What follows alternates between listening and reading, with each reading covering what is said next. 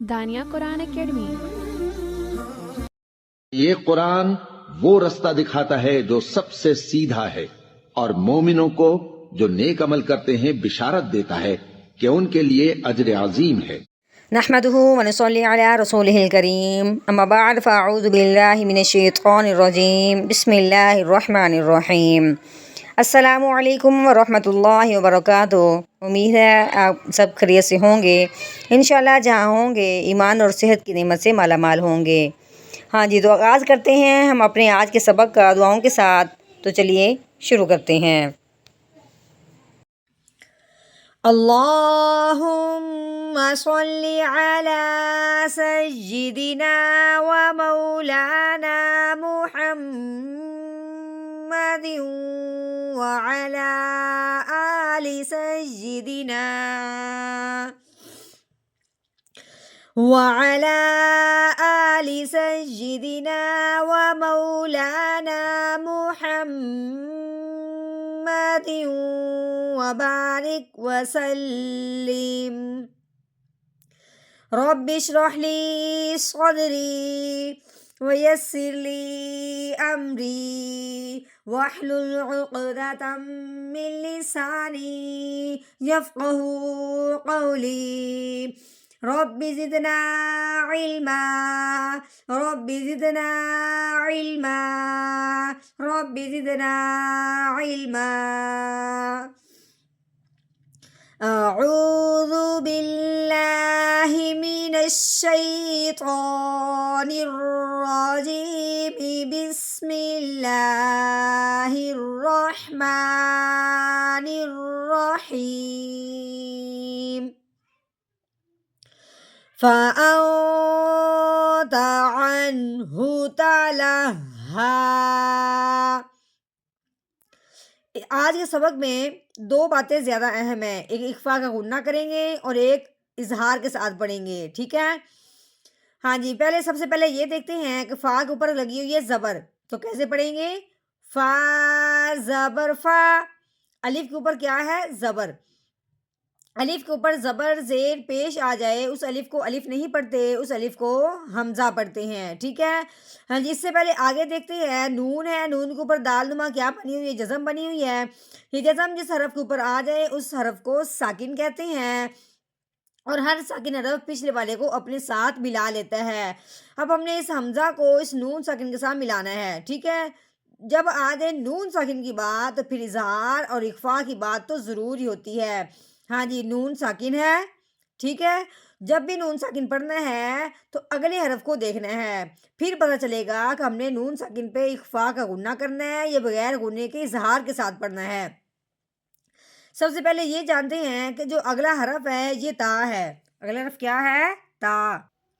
جو تا ہے یہ حروف ہلکی میں سے کوئی حرف نہیں آتا، جو ہم نے حروف ہلکی یاد کیے ہیں ان میں سے تا نہیں آتا۔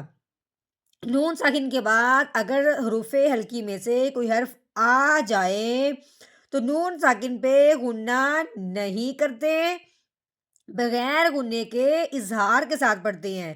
لیکن یہاں کیا ہے؟ تا ہے، تو تا جو ہے یہ حروف ہلکی میں سے نہیں ہے، اس لیے اب ہم نے کیا کرنا ہے؟ نون ساکن پہ اخفا کا غنہ کرنا ہے۔ اب اخفا کا غنہ کیسے کرنا ہے؟ ناک کے اندر آواز کو چھپا کے پڑھنا ہے۔ کیسے؟ حمزہ نون زبر او فا او، تا کے اوپر زبر لگی ہوئی ہے، تا زبر تا فا او تا، اس نون ساکن پہ اخفا کا غنہ ہو رہا ہے۔ اب آگے دیکھیں، یہ عین ہے، اس کے اوپر زبر لگی ہوئی ہے، آگے کیا ہے؟ نون ساکن، ٹھیک ہے؟ ہم نے کیا پیچھے پڑھا ہے کہ نون ساکن جب ہوگا اس کو پڑھنے سے پہلے اگلے حرف کو دیکھیں گے، پھر پتہ چلے گا کہ اس پہ اخفا کا غنہ کرنا ہے یا اس کو بغیر غنے کے اظہار کے ساتھ پڑھنا ہے۔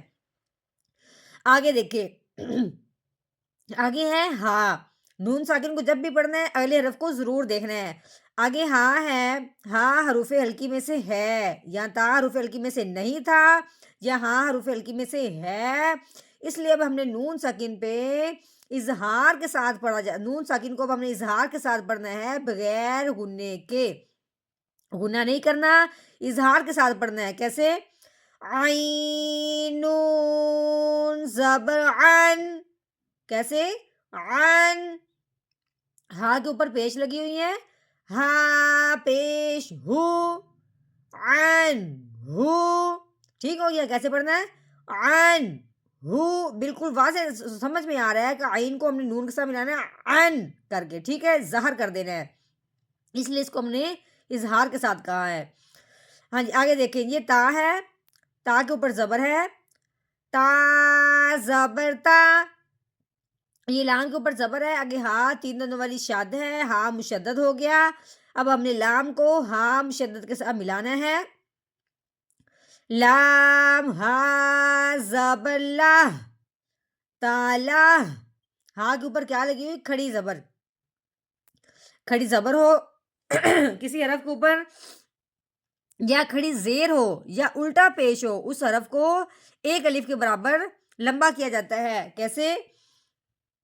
ہا کھڑی زبر ہا، تالا ہا، یہ جو خالی یا ہے یہ اب ہم نے پڑھنے میں نہیں لے کے آنی، یہ لکھنے میں آئی ہے، یہ یا آئی ہے کھڑی زبر کی وجہ سے، ٹھیک ہے، کھڑی زبر ہم نے پڑھ دی، یا کو ہم نے نہیں پڑھنا۔ آگے یہ جو گول دائرہ ہے یہ وقف اس کو کہتے ہیں، اس کے آنے کی وجہ سے جو آیت ہوتی ہے وہ مکمل ہو جاتی ہے۔ ایک اور بات، جب یہ وقف ہو تو آخر والے حرف کو ساکن کر دیتے ہیں، لیکن یہاں پہ کھڑی زبر ہے، کھڑی زبر کو ویسے کا ویسے رہنے دیں گے، اس میں کوئی تبدیلی نہیں کریں گے، ٹھیک ہے، صرف ہم نے اپنا لہجہ بدلنا ہے، وہ نیچے کی طرف لے کے آنا ہے۔ کیسے پڑھیں گے؟ آگے وقف، تالا ہا، فَأَعْرَضَ عَنْهُ تَلَهَا،